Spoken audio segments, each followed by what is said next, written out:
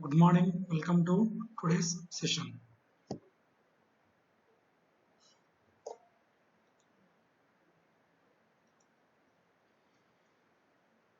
Yesterday I have explained about slideways, demerits of conventional slideways, requirements of the CNC slideways, and we also discussed about types of slideways.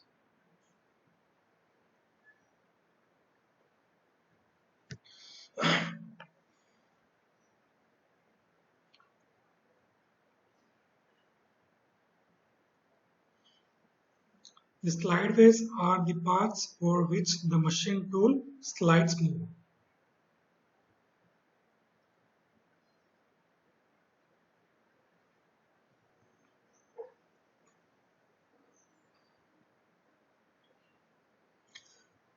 In the conventional machine tools, there is a direct metal-to-metal contact between the slideway and the moving slides. Since the machine utilization is less in this arrangement, is sufficient for conventional machine tools.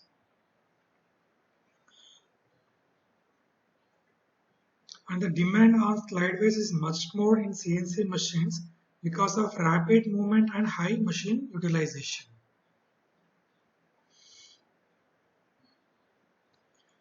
Now, these are the requirements of a CNC slideways. It requires high sliding speeds, high feed rates, it have to reduce the friction, reduce the wear, satisfy the requirements of movement of the slides, and improve the smoothness of the drive.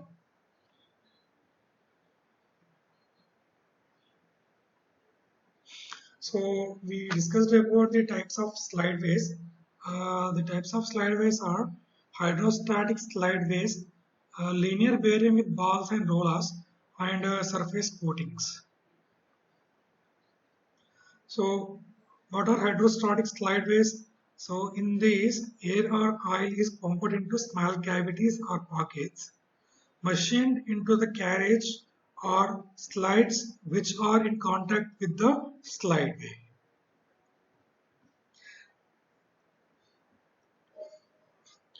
The pressure of the fluid gradually reduces to the atmospheric pressure as it flows out from the pockets to the gap between the slide and the slideways.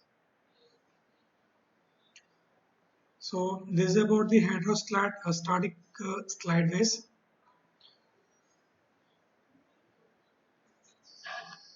So linear bearing with balls and rollers. In these, the sliding contact between slide and the sideways is replaced with the rolling friction by the use of anti-friction ball or roller bearings. A linear ball bush uses recirculating balls within a bush type of bearing. These are designed to run along precision ground shafts and offer frictionless movement. For movement along a flat plane, the circulating linear roller bearings are used. In this, continuous roller circulation allows unlimited linear movement. A linear roller bearing consists of hardened and precision ground supporting elements and a number of cylindrical rollers. The rollers are in contact with guideways machined on the bed of the machine. The machine bed surfaces in contact with rollers have to be hardened, and this arrangement will provide smooth and easy movement. So this is about the linear bearing with balls and rollers. External surface coatings. The guiding surface of the machines are sometimes coated with low friction material such as polytetrafluoroethylene, or it will use replaceable strips of low friction material. And when these strips wear these can be replaced with the new strips.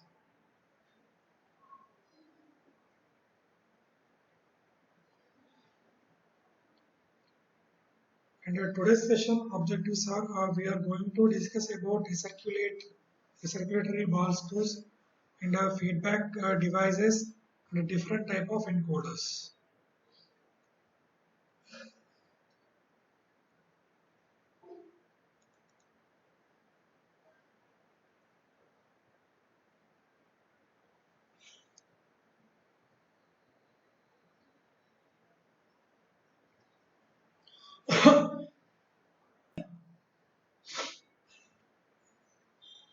So lead screw is a screw used as a linkage in a machine to translate turning motion into linear motion.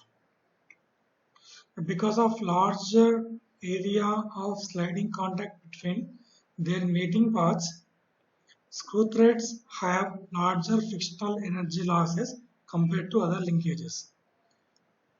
They are not typically used to carry high power, but more for intermittent use in lower power actuators and positioner mechanisms. A lead screw is sometimes used with a split nut, also called half nut, which allows the nut to be disengaged from the threads and moved axially, independently of the screw's rotation when needed. A split nut can also be used to compensate for wear by compressing the parts of the nut.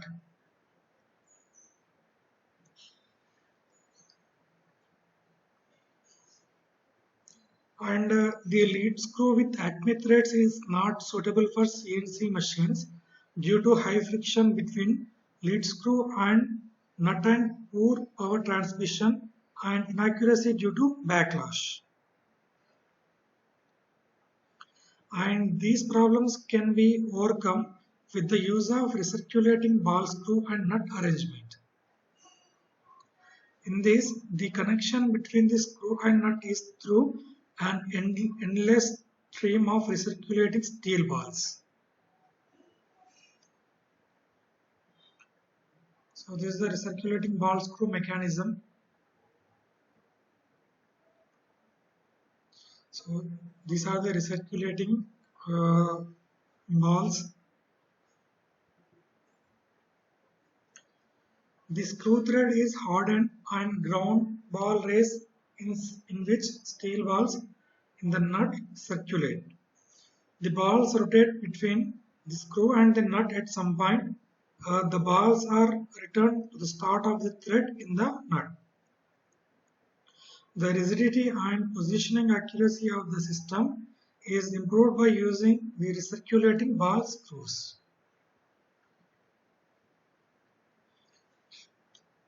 So let me explain about recirculating ball screws once again. These are used to convert rotary motion of screw into linear motion of the slide. The lead screw with acme threads is not suitable for CNC machines due to high friction between lead screw and nut and poor power transmission and inaccuracy due to backlash. These problems can be overcome with the use of recirculating ball screw and nut arrangement. In this, the connection between the screw and the nut is through an endless stream of recirculating steel balls. The screw thread is hardened and ground ball race in which steel balls in the nut circulate. The balls rotate between the screw and the nut. At some point, the balls are returned to the start of the thread in the nut.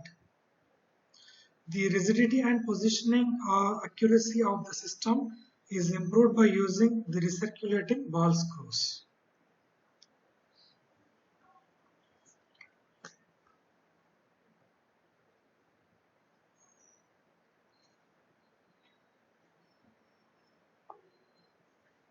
So advantages of ball screw and nut assembly. It will give high efficiency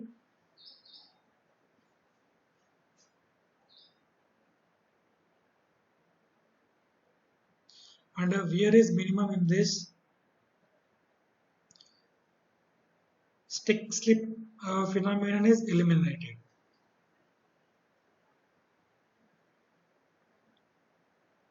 So let me explain about advantages of using recirculating ball screws. Once again, as compared to conventional lead screw, the efficiency of ball screw and nut assembly is very high. The power requirement for the ball screw arrangement is also less due to reduced friction and a reduced wear, due to which it has longer life without loss of accuracy.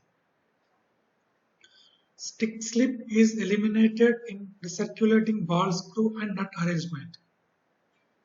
Stick slip is a phenomenon which results jerky motion. So these are the various advantages of using recirculating ball screws.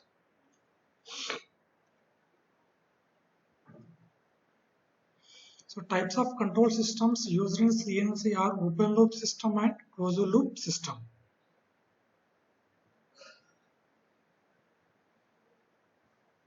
So this is a open loop system. This is the closed loop control, in which we'll get the feedback. So there is no feedback in the open loop. And open loop systems have no access to the real-time data about the performance of the system, and therefore no immediate corrective action can be taken in case of system disturbance. The system is normally applied only to the case where the output is almost constant and predictable. Therefore, an open loop system is unlikely to be used to control machine tools, since the cutting force and loading of a machine tool is never constant. The only exception is the wire cut machine, for which some machine tool builders still prefer to use an open loop system because there is virtually no cutting forces in wire cutting machine.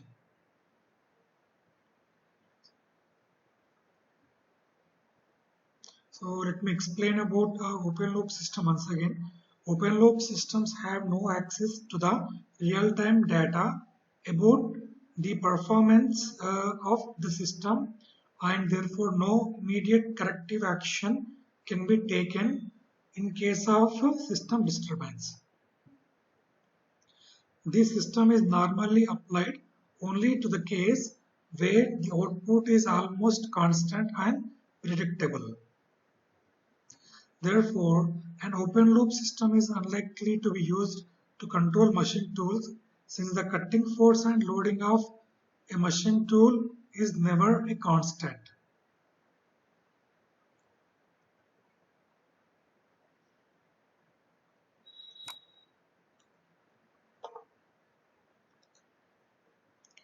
So this is an open loop system.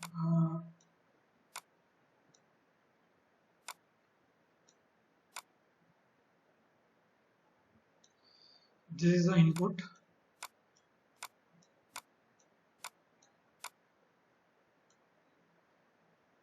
So, and this is the output, and the input is processed by using system.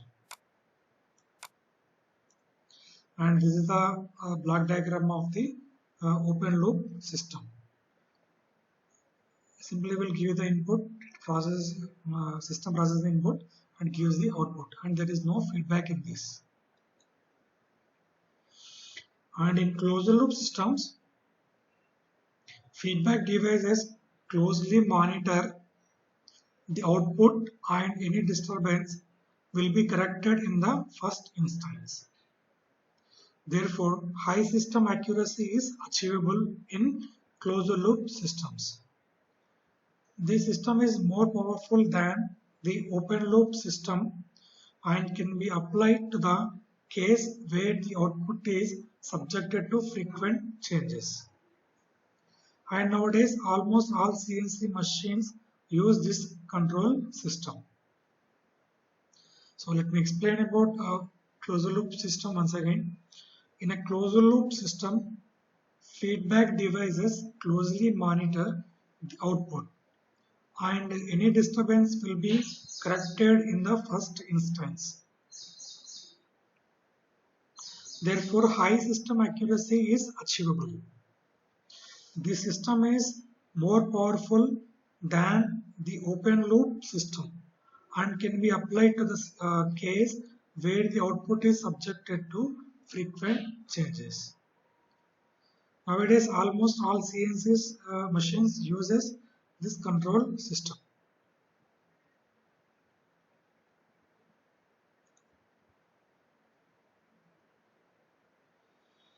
So closed loop system, same. This is the input to the closed loop system, and this is the system which processes the input, and this is the output. But we will get the feedback here.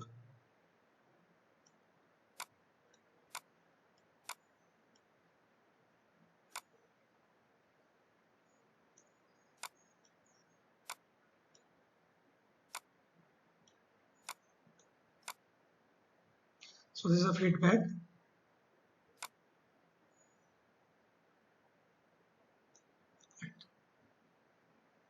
So this is a black diagram of a closed loop system.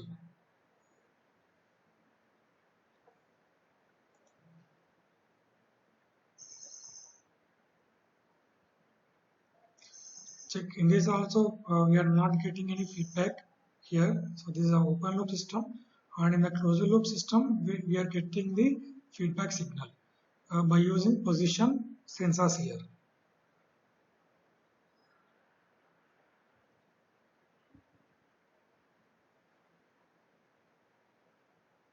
So feedback device in the group of mechanical, electrical, hydraulic or pneumatic components to control the position of a machine slide in NC systems is known as servo. This servo control can be achieved in two ways, that is open loop servo system and closed loop servo system, which I have explained earlier.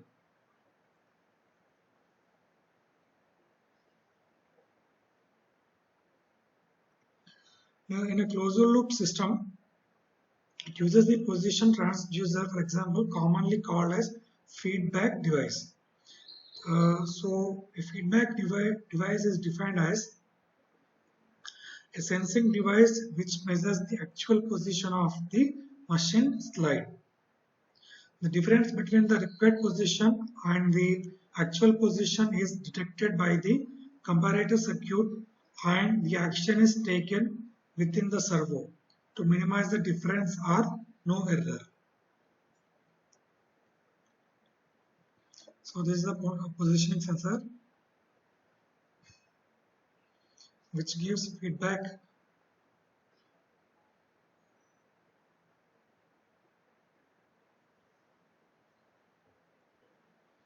So in order to have a CNC machine operating accurately, the positional values and speed of the axis need to be constantly updated. And there are two types of feedback devices are normally used: positional feedback devices and velocity feedback devices.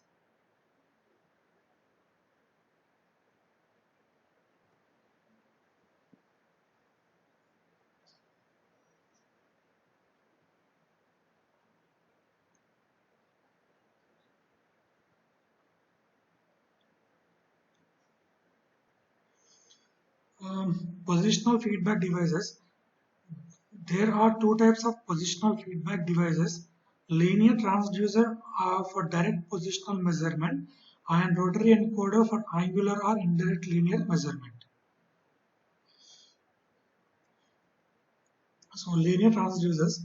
A linear transducer is a device mounted on the machine table to measure the actual displacement of the slide in such a way that backlash of screws, motors, etc. would not cause any error in the feedback data. This device is considered to be of the highest accuracy and also more expensive in comparison with other measuring devices mounted on screws or motors.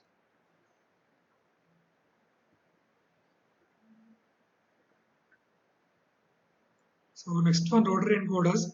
A rotary encoder is a device mounted at the end of the motor shaft or screw to measure the angular displacement. This device cannot measure linear displacement directly, so that error may occur due to the backlash of screw and motor, etc. Generally, this error can be compensated by machine builder in the machine calibration process. The next feedback device is velocity feedback device. The actual speed of the motor can be measured in terms of voltage generated from a tachometer mounted at the end of the motor shaft. And a DC tachometer is essentially a small generator that produces an output voltage proportional to the speed. The voltage generated is compared with the command voltage corresponding to the desired speed. The difference of the voltage is then used to actuate the motor to eliminate the error. So this is about the feedback devices.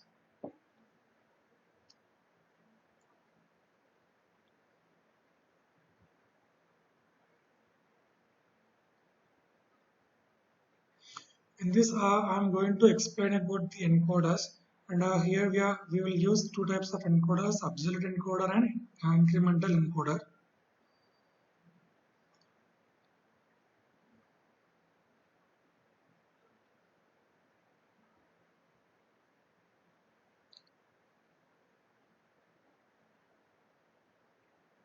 So this is the optical encoder. Let me explain about optical encoders.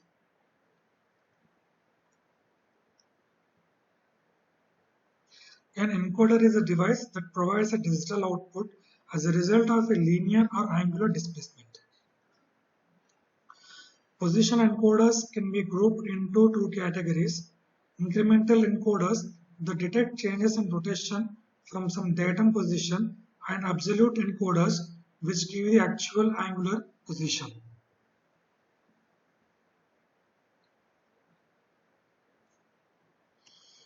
So this is an incremental encoder. It's for the measurement of angular displacement. A beam of light passes through the slots in a disk and is detected by a suitable light sensor. So this is it. So this is an optical disc, which is a rotating disc with the slots in it. So this is a light source, and this is a light sensor. Light passes through the slots presented in the rotating disc. These are light sensors which absorb the light. When the disc is rotated, a pulsed output is produced by the sensor, with the number of pulses being proportional to the angle through which the disc rotates. Thus, the angular position of the disc, and hence the shaft rotating it, can be determined by the number of pulses produced since some datum position.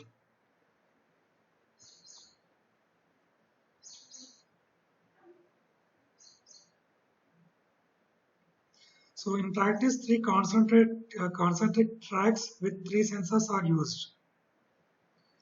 The inner track has just one hole and is used to locate the home position of the disc. The other two tracks have a series of equally spaced holes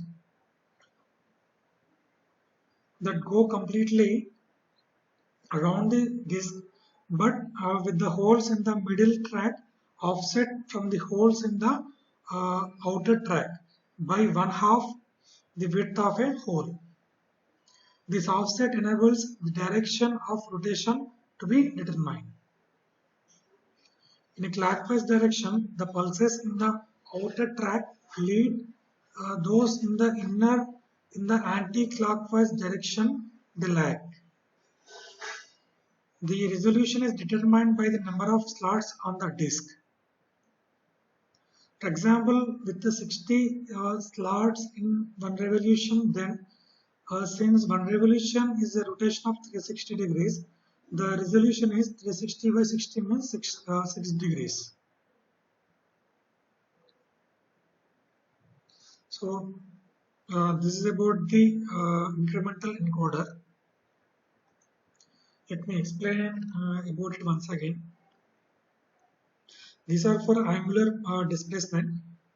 Sorry, to measure the angular displacement. A beam of light passes through the slots in a disk and is detected by a suitable light sensor. When the disk is rotated, a pulsed output is produced by the sensor with the number of pulses being proportional to the angle through which the disk rotates. Thus, the angular position of the disk and hence the shaft rotating it can be determined by the number of pulses produced since some datum position. So in generally we will use three concentrating tracks with the three sensors are used. The inner track has just one hole and is used to locate the home position of the disk. And the other two tracks have a series of equally spaced holes that go completely around the disk, but with the holes in the middle track offset from the holes in the outer track by 1/2 the width of a hole. This offset enables the direction of the rotation to be determined. In a clockwise direction, the pulses in the outer track lead those in the inner. In the anti-clockwise direction, they lag. The resolution is determined by the number of slots on the disk. For example, with 60 slots in one revolution, so for example, one revolution of rotation is 360 degrees. So the resolution is 360 by 60. 60 slots equals 6 degrees of resolution.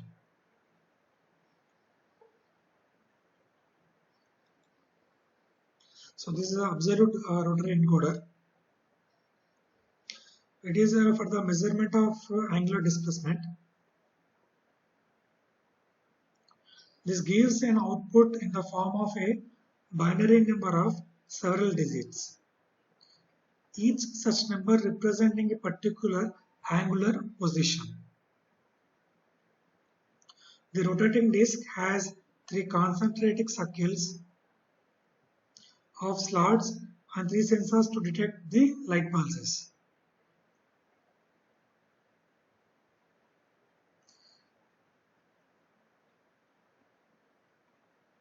The slots are arranged in such a way that the sequential output from the sensors is a number in the binary code. Typically, encoders tend to have up to 10 or 12 tracks. The number of bits in the binary number will be equal to the number of tracks. Thus, with the 10 tracks, there will be 10 bits, and so the number of positions that can be detected is 2 to the power of 10 with a resolution of 0.35 degrees. The normal form of binary code is generally not used because changing from one binary number to the next can result in more than one bit changing. Example, changing from 001 to 110, we have 2 bits changing. And if through some misalignment, one of the bits changes fractionally before the others, then an intermediate binary number is momentarily indicated and so can be lead to false counting. To overcome this, the gray code is generally used.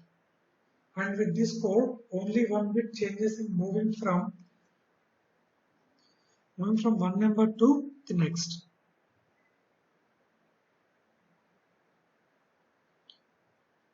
Optical encoders, for example, HEDS 5000 from HP, are supplied for mounting on shafts and contain an LED light source and a code wheel. Interface integrated circuits are also available to decode the encoders and convert from gray code to give binary output suitable for a microprocessor. For an absolute encoder with 7 tracks on its disk, each track will give one of the bits in the binary number, and thus we have 2 to the power of 7 positions. And with the 8 tracks we have 2 to the power of 8 positions. So this is about the absolute rotary encoder. Let me explain about absolute rotary encoder once again. It also used to measurement of angular displacement, and this gives an output in the form of binary number of several digits, each such number representing a particular angular position. The rotating disk has 3 concentric circles of slots and 3 sensors to detect the light pulses.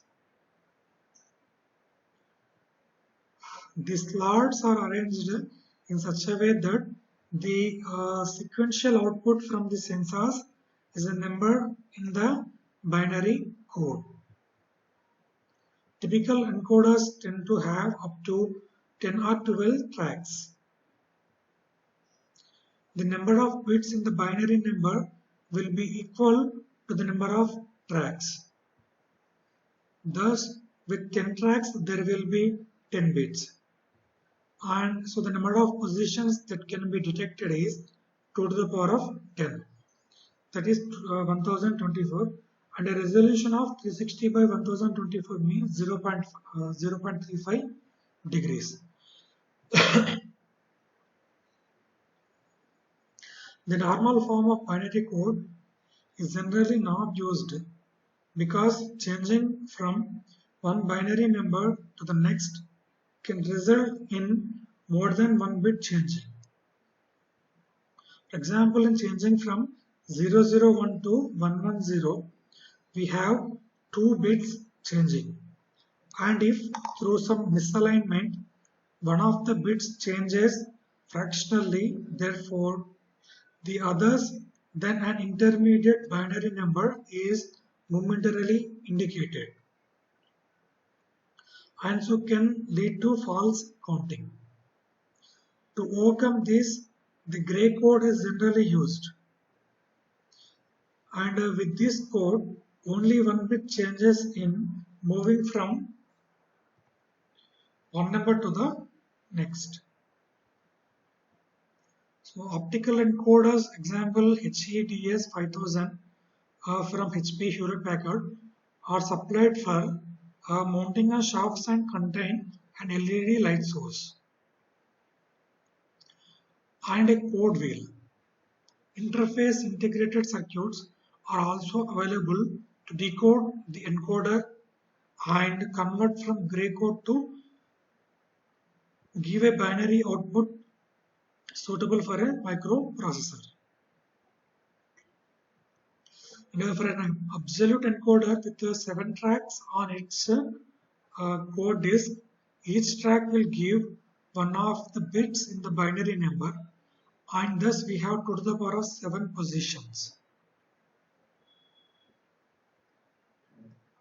And with the absolute encoder with 8 tracks on its code disk, the track will give one of the bits in the binary number, and thus we have 2 to the power of 8 positions.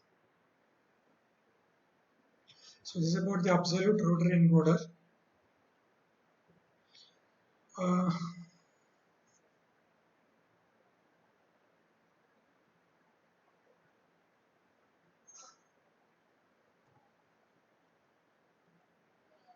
So the incremental encoders can be used for the measurement of angular velocity and the number of pulses produced per second being determined. Now I'll explain about tacho generator in this. The tacho generator is used to measure angular velocity. One form, the variable A reluctance tacho generator consists of a toothed wheel of ferromagnetic material which is attached to the rotating shaft. A pickup coil is wound on a permanent magnet. As the wheel rotates, so the teeth moves past the coil and the air gap between the coil and the ferromagnetic material changes. And we have a magnetic circuit with an air gap which periodically changes. Thus the flux linked by a pickup coil changes, and the resulting cyclic change in the flux linked produces an alternating EMF in the coil.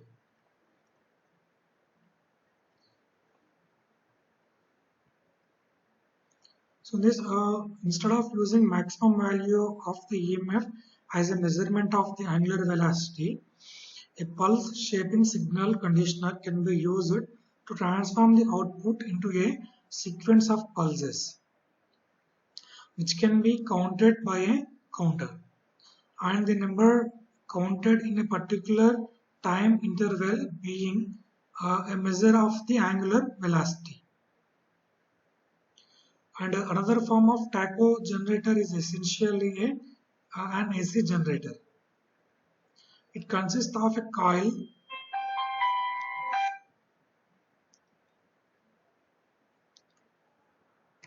uh, thermal rotator which rotates with the rotating shaft. This coil rotates in the magnetic field produced by stationary permanent magnet or electromagnet, and so an alternating EMF is induced in it. The amplitude of or frequency of this alternating EMF can be used as measure of the angular velocity of the rotor. The output may be rectified to give a DC voltage with a size which is proportional to the angular velocity. Nonlinearity for such sensors is typically of the order of plus or minus 0.15% of full range, and sensors are typically used for rotations up to about 10,000 revolutions per minute. Now this is about the tacho generator and incremental encoders.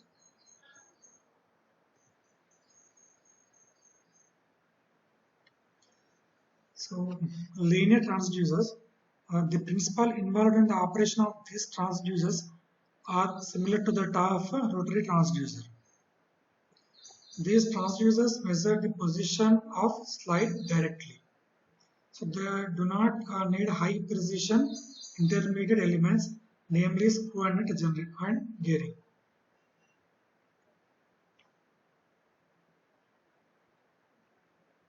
Some types are glass scales with linear line grating, Ferranti systems. So glass scales with line grating. The transparent index grating and the glass scales have similar line graduations.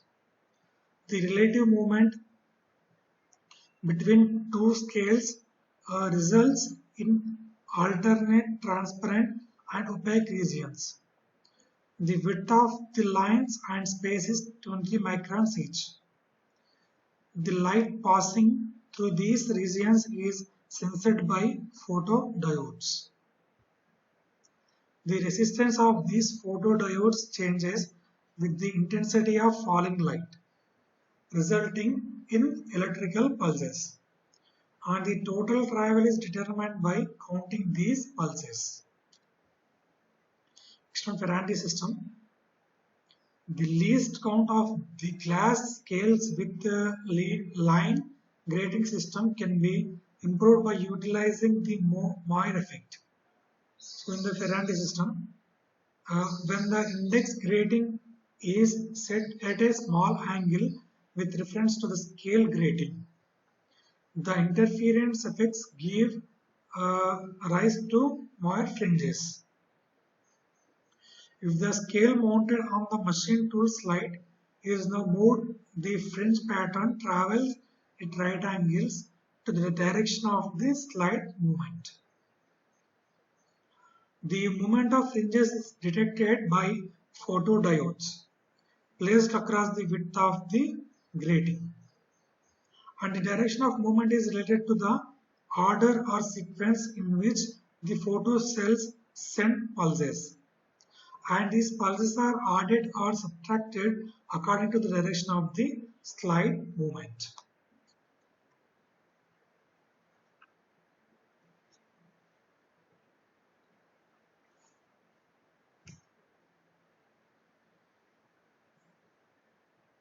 And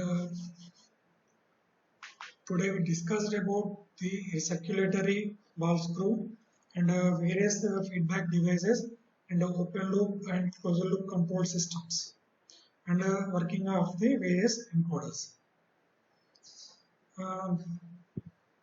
So recirculatory ball screws, these are used to convert rotary motion of screw into linear motion of the slide. And the lead screw with Acme threads is not suitable for CNC machines due to high friction between the lead screw and nut and power transmission and inaccuracy due to backlash. And these problems can be overcome with the use of recirculating ball screw and nut arrangement. In this, the connection between the screw and nut is through an endless stream of recirculating balls. The balls rotate between the screw and the nut at some point. The balls are returned to the start of the thread in the nut. The rigidity and positioning accuracy of the system is improved by using the recirculating ball screws. And we discussed about the advantages of using recirculatory ball screws, and those are uh, as compared with the conventional lead screw, the efficiency of ball screw and nut assembly is very high. And the power requirement for ball screw arrangement is also less due to reduced friction. And reduced wear due to which it has longer life without loss of the accuracy. And a stick slip phenomenon is eliminated in the circulating ball screw and nut arrangement. And we discussed about the open loop system and closed loop system. Let me show you that. So up to this open loop system, it have only input system and output. There is no feedback in open loop system, and in the closed loop system you have input system output, and there is a feedback signal from different kind of sensors. This is the feedback to the system again. So this is a closed loop system. And we discussed about the feedback devices used. And in order to have a CNC machine operating accurately, the positional values and speed of the axis need to be constantly updated. So we'll use two kinds of feedback devices here, positional feedback devices and the velocity feedback devices. And in positional feedback devices, so these are linear transducers for direct positional measurement and a rotary encoder for angular or indirect linear measurement. So linear transducers, this is a device mounted on the machine table to measure the actual displacement of the slide in such a way that the backlash of screws, motors, etc. would not cause any error in the feedback data. This device is considered to be of the highest accuracy and also more expensive in comparison with other measuring devices. And next we discussed about the rotary encoders. A rotary encoder is a device mounted at the end of the motor shaft or screw to measure the angular displacement. This device cannot measure linear displacement directly, so that error may occur due to the backlash of screw and motor, etc. And generally this error can be compensated for by the machine builder in the machine calibration process. And in the rotary encoders, I explained about incremental encoder and absolute rotary encoder.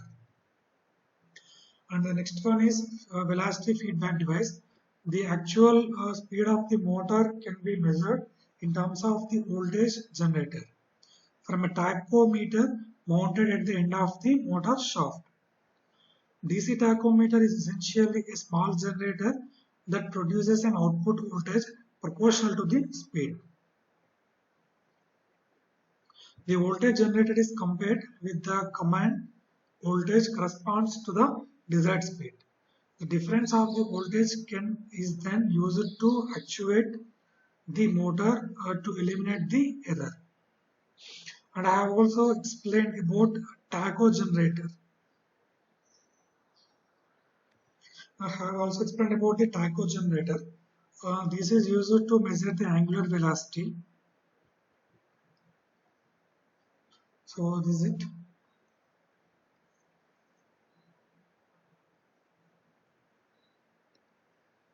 Thank you.